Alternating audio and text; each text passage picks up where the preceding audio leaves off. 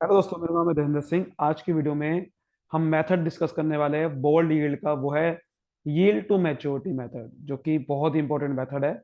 इसको आज हम पूरा डिस्कस करेंगे, ठीक है। लेकिन इससे पहले आपने इससे पहले वाले मेथड्स की वीडियो नहीं देखी है तो आपको क्या करना है, फंडामेंटल्स ऑफ इन्वेस्टमेंट की प्लेलिस्ट मिलेगी, वहां जाना है। सारी वीडियोस आपको मिल जाएगी, ठीक है। और इस वीडियो के नोट्स भी आपको मिल जाएंगे डिस्क्रिप्शन में। आपको जाना है डिस्क्रिप्शन में, आपको सारे नोट्स वहां मिल जाएंगे, ठीक है। चलिए बिना कोई देरी के शुरू करते हैं। तो चलो मतलब समझते हैं पहले यील्ड टू मैच्योरिटी का क्या मतलब है। यील्ड टू मैच्योरिटी बेसिकली इसको हम YTM बोलते हैं।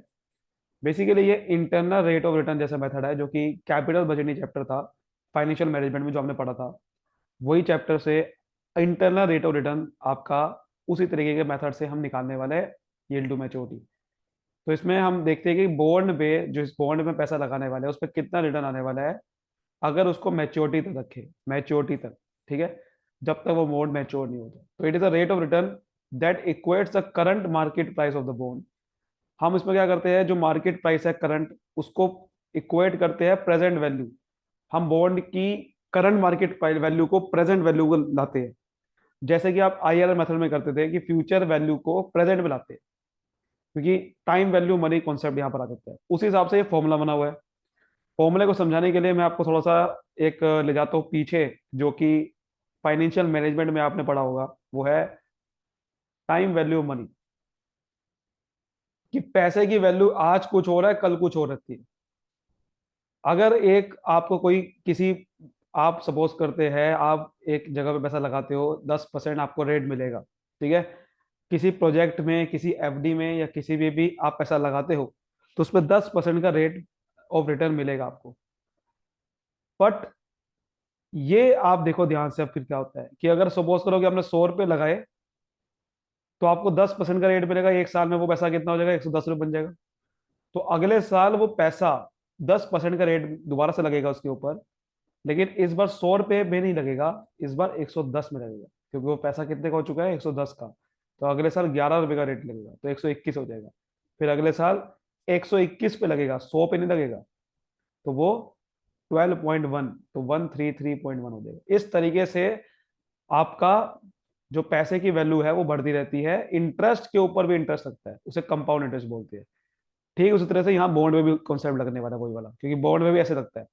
अब आपको अगर 133.1 से 100 तक वैल्यू बनानी है तो कैसे बनाओगे। यानी कि अगर आपके सामने यहां पर दे रखी है कोई वैल्यू 3 साल के बाद, ये 3 साल के बाद ये वैल्यू दे रखी है, उसको प्रेजेंट वैल्यू बनाना है। ये है प्रेजेंट वैल्यू, ठीक है ना, ये है फ्यूचर की वैल्यू। तो फ्यूचर की वैल्यू से प्रेजेंट वैल्यू को बनाने के लिए बहुत सारे तरीके हैं। और यहां पर तरीका क्या लगेगा, ये वाला, कि आपने अगर 100 से आप कैसे गए थे 100, ये 133.1 तक। सर आप 10% रेट और रिटर्न प्लस कर रहे थे, यानी कि कोई चीज अगर 100% है, उसमें 10% का रेट प्लस कर रहे थे, तो कोई 110% बन रही थी। यानी कि अगर मैं 110% से मल्टीप्लाई कर देता हूं, तो वो अगली वैल्यू क्या बन रही है मेरी, 110 बनेगी। 100 से 110% वैल्यू बढ़ रही है। हर बार आप देखो 10% वैल्यू बढ़ती है, तो यानी कि कोई वैल्यू अगर 100 है तो 110 होती है, कोई वैल्यू 100 है तो 110 होती है। तो इसका मतलब 110% बढ़ती है। तो पहले साल 110% को 11/10 बोल सकता हूँ, बोल सकते हैं। तो ये पहले साल बढ़ी, तो अगले साल क्या होगा, ये पहले साल ये वैल्यू बढ़ी, आपने कहा 110 हो गई है। अगले साल क्या हुआ, इसके ऊपर दोबारा से 10% का रेट लगा, तो दोबारा से 110% होगी। इसके ऊपर पूरी जो वैल्यू आएगी उसके ऊपर 110% रेट लगा था, तो 110% यानी कि 11/10 करूंगा तो कितना आ जाएगा, देखो 121 आएगा। आ रहा है कि नहीं आ रहा। फिर इसके ऊपर जो वैल्यू आएगी, ये इसके ऊपर 110% लगेगा, तो 11/10 फिर लगेगा। तब जाके आपका 133.1 आया, हाँ या ना। तो मेरे भाई अगर ये 133 क्वेश्चन में गिवन है और आपको ये नहीं पता प्रेजेंट वैल्यू क्या है, तो कैसे निकालोगे। सब 133.1 है, इसको सबको इधर ले जाओ, 10/11, 10/11 हो जाएगा, फिर 10/11 हो जाएगा, फिर 10/11 हो जाएगा। इसका मतलब आपने क्या कर रहे थे, पहले आप 110% से मल्टीप्लाई कर रहे थे, बट अब 110% से डिवाइड कर दो। इसको ऐसे कर सकता हूं ना मैं, 133.1 को क्या कर सकता हूं, 1/, 110%, 1/110%, 1/110%, यानी कि जितनी सालों का मुझे निकालना है उस सालों तक 110% से मल्टीप्लाई कर दूं। तो इसको मतलब मैं क्या ऐसे बोल सकता हूँ, 133.1 को 1/110% की पावर क्यूब बोल सकता हूँ, नहीं बोल सकता हूँ, बोल सकता हूँ, है ना। तो इसका मतलब जितने सालों का निकालना है उससे आप डिवाइड कर दो, तो आप प्रेजेंट वैल्यू तक पहुंच जाओगे। और अगर आगे तक पहुंचना है तो मल्टीप्लाई कर देते हैं, पीछे तक पहुंचना है तो डिवाइड कर देते हैं। तो इस तरीके से टाइम वैल्यू मनी कॉन्सेप्ट आता है। यानी कि अगर आपने कोई प्रेजेंट वैल्यू बनानी है तो क्या करो आप 1/1 प्लस आर की पावर एन। 1 प्लस आर क्यों बोल रहा हूं, 1 का मतलब हो गया 100%, आर का मतलब रेट, तो वही चीज है। तो इस तरह से आपने 100% को 1 बोल दिया बस। तो इस तरह से करना है। तो यहां से आप देखो यही से कॉन्सेप्ट निकला कि आपको सबसे पहले ये जो इंटरेस्ट है, इंटरेस्ट आपके सामने क्वेश्चन में गिवन होगा, उस इंटरेस्ट से आपको कहां तक ले जानी होगी, उस इंटरेस्ट से आपको पीछे ले जानी होगी। उस इंटरेस्ट कितना मिलने वाला है बॉन्ड पे वो पहले आपको देखना है। फिर आपको दे रखा होगा रिडीमेबल वैल्यू, ठीक है। और रिडीमेबल वैल्यू दे रखी होगी, उस रिडीमेबल वैल्यू से आपको करंट मार्केट पर आना पड़ेगा। देखिए ये इंटरेस्ट जो है, इंटरेस्ट को तो आपको फ्यूचर वैल्यू तक पहुंचना है, इंटरेस्ट से आपको फ्यूचर वैल्यू तक पहुंचना होगा, और रिडीमेबल वैल्यू को करंट मार्केट प्राइस तक पहुंचना होगा। जैसे कि एग्जांपल समझो मेरी बात, एग्जांपल समझोगे तो समझ में आएगा। देखो क्या है, फॉर एग्जांपल आपको कह रहा है कि 120 रुपए का आपको रेट ऑफ रिटर्न मिलेगा 1 साल में। तो आपको निकालना है कि 5 साल में कितना मिलेगा। तो ऐसा नहीं कि सीधा 5 से मल्टीप्लाई कर दूंगा, ये गलती ना कर देना। क्योंकि भैया मैंने क्या बताया था आपको, इंटरेस्ट के ऊपर इंटरेस्ट लगता है ना। पहले साल 120 रुपये मिलेगा, लेकिन अगले साल जैसे कि आप अगर 1000 रुपये का बॉन्ड है तो पहले साल 1000 रुपये में 120 मिलेगा, लेकिन अगले साल 1000 + 120 यानी कि 1120 उस पे मिलेगा। पहले साल इस पे मिलेगा, अगले साल इस पे मिलेगा, फिर अगले साल वो इंटरेस्ट जोड़ के मिलता है ना। तो हमें कोई ऐसे वैल्यू नहीं, तो इसलिए हम क्या करेंगे, 120 डिवाइड बाय 1 + YTM। लेकिन यहां पर ये तरीका नहीं अपनाएंगे हम, अभी मैं आपको आगे बताऊंगा कि किस तरीके का वो अपनाने वाले हैं, वो हम अपनाएंगे। यानी कि कहने का मतलब आप ये समझो कि हम इसको वैल्यू को आगे तक पहुंचेंगे। और रिडीमेबल वैल्यू जो दे रखी होगी यानी कि फ्यूचर की वैल्यू, और फ्यूचर की वैल्यू को करंट वैल्यू तक पहुंचेंगे, जैसे कि इस तरीके से। फॉर एग्जाम्पल कोई वैल्यू 1000 रुपए की है, 1000 रुपये सपोज करते हैं, क्वेश्चन में आपके सामने दे रखा है कि कोई 1000 रुपीज बॉन्ड की वैल्यू बन रही है, कब, कितने सालों का, 5 साल के बाद, और रेट 10% के हिसाब से। तो मैं क्या करूंगा, 1000 को मुझे करंट वैल्यू तक पहुंचाना है, तो 1 + 10.10, ठीक है, क्योंकि रेट 0.10 बोल सकता हूँ, और एन 5 साल, उससे डिवाइड कर दूंगा तो करंट वैल्यू तक पहुंच जाऊंगा मैं। इस तरह से करेंगे। तो ये है। अब देखो ये फॉर्मूला कॉम्प्लिकेटेड है थोड़ा सा, इसलिए इसके लिए आसान फॉर्मूला ये बना हुआ है। हमें क्या करना होता है, हमें हमारे सामने पीवीएफ टेबल दे रखा होगा, रिडीमेबल वैल्यू को करंट मार्केट तक पहुंचाने के लिए, करंट वैल्यू तक पहुंचाने के लिए, प्रेजेंट वैल्यू तक।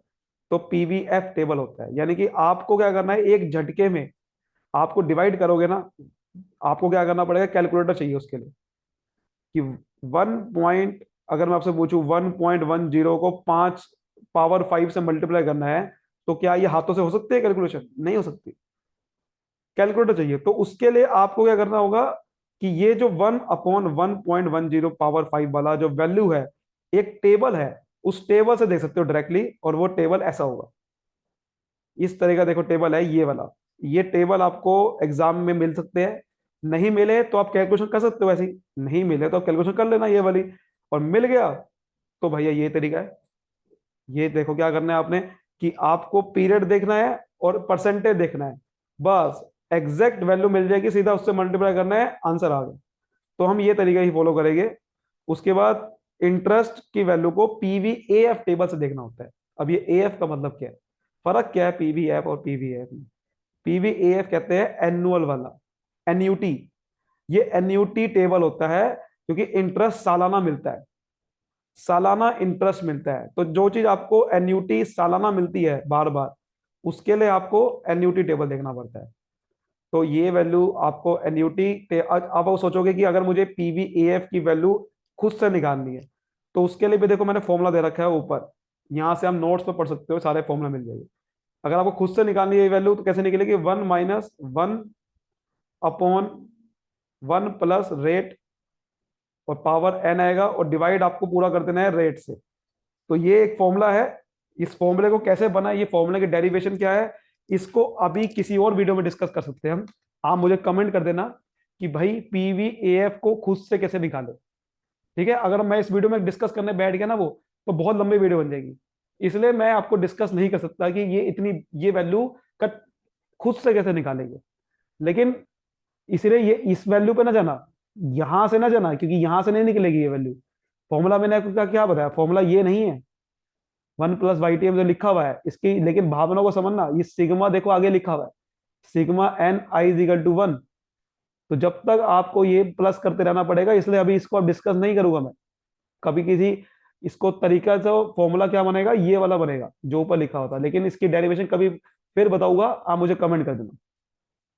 तो समझ आया कि करंट मार्केट वैल्यू निकालने के लिए हम ये करेंगे, इंटरेस्ट को फ्यूचर वाला जितना इंटरेस्ट मिलेगा टोटल इंटरेस्ट उसको यहां लिखेंगे, प्लस प्रेजेंट वैल्यू को निकालेंगे और आपका मार्केट वैल्यू आ जाएगी। तो देखिए अब हम क्या करेंगे, लेकिन उसके बाद क्या करना है, अब हमें YTM को कैसे निकालना है। तो YTM को ना पहले हम एज्यूम करेंगे, इस मेथड में क्या करते हैं, पहले हम एज्यूम करेंगे कोई YTM। पहला YTM आएगा, स्टेप 1 में हम एज्यूम करेंगे, फिर हमको YTM ऐसा एज्यूम करना है जिससे B0 यानी कि करंट मार्केट वैल्यू ज्यादा आए, सॉरी पहले कम आए उस वैल्यू से जो कि हम निकालेंगे YTM एज्यूम करने के बाद, उससे कम आए मार्केट वैल्यू से। फिर आपका एक YTM लेना है ऐसा जो कि जिससे B0 करंट मार्केट प्राइस ज्यादा आ जाए V1 से। ठीक है, V1 से जो YTM एज्यूम करके निकालेंगे वैल्यू से बोलते हैं V1। तो एक तरफ पहले कम आना चाहिए, एक तो ज्यादा आना चाहिए। तो ये निकालने के बाद फिर हम ये वाला फॉर्मूला लगा देना है, फिर आपने ये जो नीचे लिखा हुआ है कि लोअर वाले YTM को लेना है, प्लस हाइयर वैल्यू को B0 से माइनस कर देना है, डिफरेंस जो आया, फिर डिवाइड करना है हाइयर माइनस लोअर वैल्यू को, मल्टीप्लाई कर देना है रेट वाला जो डिफरेंस है। ये IRR मेथड जैसा बिल्कुल वही है, IRR मेथड इस तरह कर देते हैं। और ऐसा क्यों कर रही है, इसलिए कर रही है बेसिकली, जैसे IRR मेथड क्या होता है कि NPV 0 आना चाहिए, एक ऐसा रेट जहां पर मुझे ना तो फायदा हो ना नुकसान हो, लेकिन ऐसा कौन सा रेट है वो निकालने के लिए मैं देखता हूँ IRR, कि मुझे फायदा भी ना हो नुकसान भी ना हो। ऐसे ही मैं ये भी देखता हूँ कि मेरा जो मार्केट वैल्यू है बॉन्ड की उतना ही मैं YTM कैसे जनरेट करूं, ना कम ना ज्यादा। अभी अभी समझते हैं एक एग्जांपल से।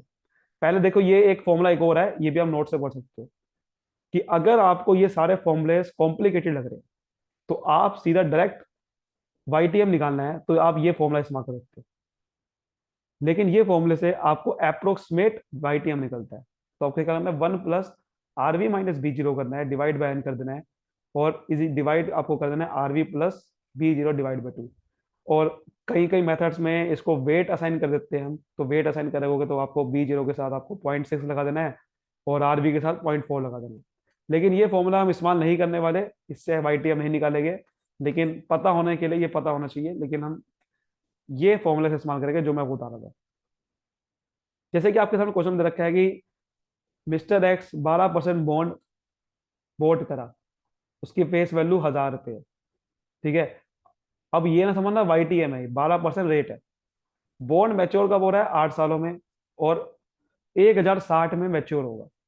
तो बेसिकली जो आपका B0 है ना वो 1060 है, करंट मार्केट वैल्यू जो है बॉन्ड की वो 1060 है, क्योंकि 8 सालों में मैच्योर होगा 1060 में। तो हमें, और देखो एक और चीज ध्यान रखना, बॉन्ड की रिडीमेबल, बॉन्ड जो होगा रिडीमेबल किस वैल्यू को होगा, पार पे ही होगा। यानी कि रिडीमेबल वैल्यू क्या है बॉन्ड की, 1000 है। पार का मतलब होता है प्रीमियम नहीं जोड़ना। 1000 रुपए का बॉन्ड वैसे रिडीम होना था 1060 में, लेकिन बॉन्ड कितने रिडीम होगा, 1000 रुपए में रिडीम होगा, वो कह रहा है। तो ये 1000 रुपये आ जाएगा, समझ आ रही बात, ये रिडीमेबल वैल्यू 1000 रुपये आ जाएगी इसकी।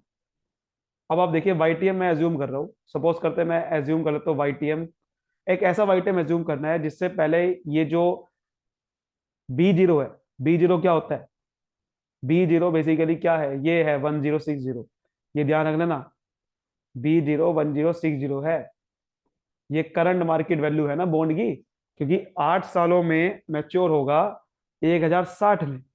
तो यही हमारी करंट वैल्यू बन जाएगी।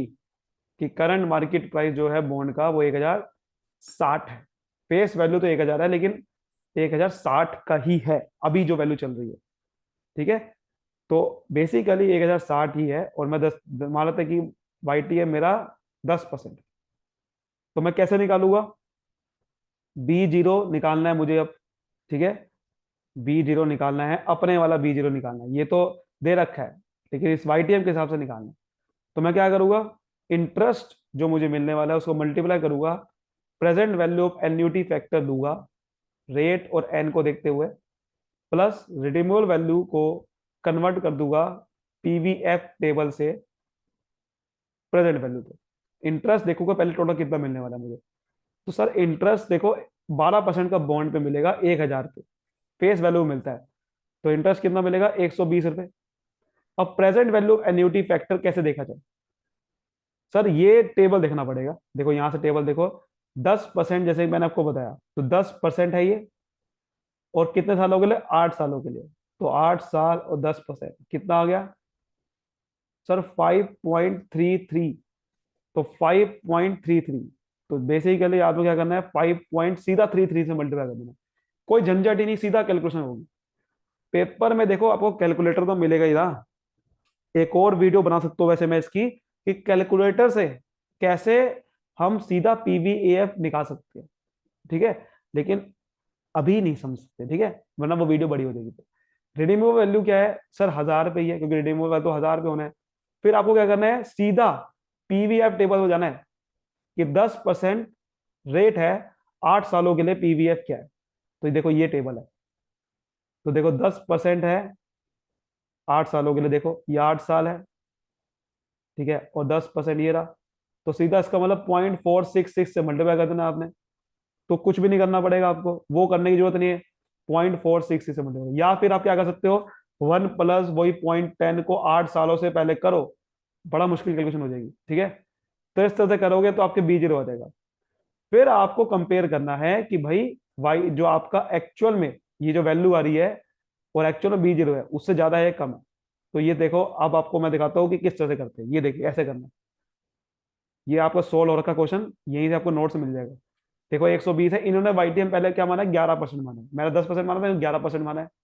और यहाँ पर 11% के हिसाब से देखो ये वैल्यू आएगी, टेबल में देखोगे तो ये वैल्यू टेबल में आएगी। तो 1051 आ गया। आप देखो बी जीरो क्या था?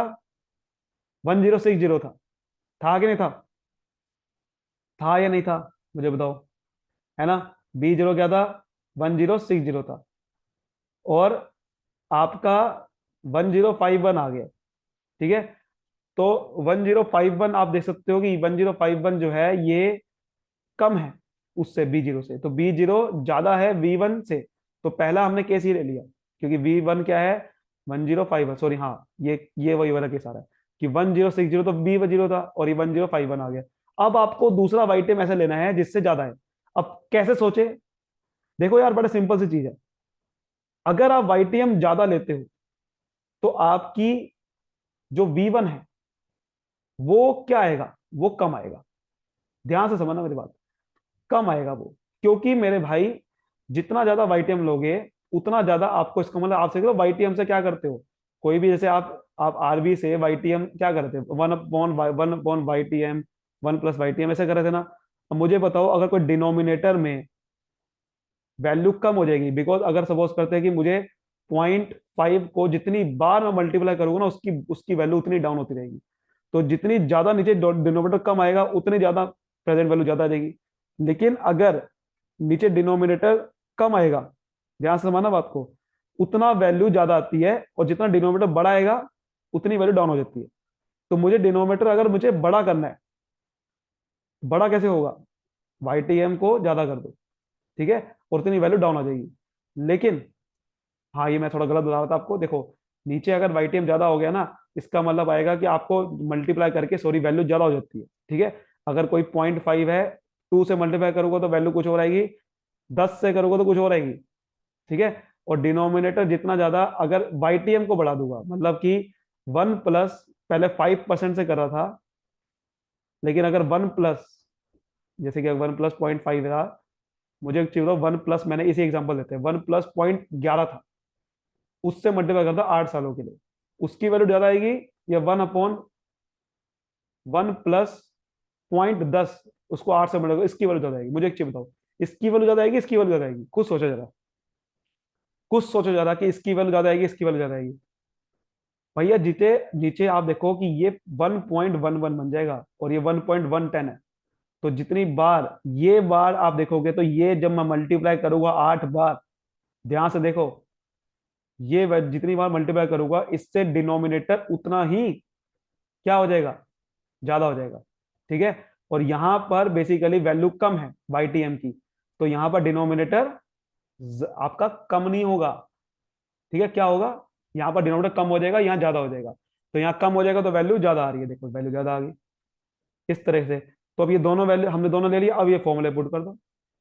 ये फॉर्मूले पुट करोगे तो वाई टी एम लोअर वाले ले लिया, जो हाइयर वैल्यू थी मार्केट वैल्यू से आपने माइनस करा, और फिर आपने जो हाइयर वैल्यू आई थी उसे लोअर वैल्यू से डिवाइड करा। इसका फायदा क्या हुआ, 10.85% आ गया। इसका मतलब पता क्या है, कि मैं 10.85% एक ऐसा रेट है बॉन्ड पे, अगर वो मुझे मिलेगा, इसका मतलब है वो ऐसा रेट है जो कि मेरा 1060 पे, जो कि मार्केट वैल्यू है, उस पे मिलेगा मुझे 1060 पे। अगर मुझे 10.85% रेट मिलता है तो उसकी बॉन्ड की मार्केट वैल्यू 1060 रहेगी। लेकिन आप ध्यान से देखो, अगर मेरा 10% नहीं मिलता, 11% मिलता है, तो बॉन्ड की वैल्यू मार्केट वैल्यू कितनी होगी थी, 1051 होगी थी। अगर बॉन्ड का वैल्यू, अगर वाईटीएम 10% मिलता है तो बॉन्ड की वैल्यू कितनी होगी थी, 1107 होगी थी। लेकिन अगर मुझे बॉन्ड की वैल्यू मार्केट वैल्यू 1060 बनानी है, तो कितना वाईटीएम आना चाहिए, इसका मतलब 10.85%। समझ आ गया? उम्मीद करते हो आपको समझ में आएगा। वीडियो को लाइक करें, सब्सक्राइब करें। Thank you so much, all the best.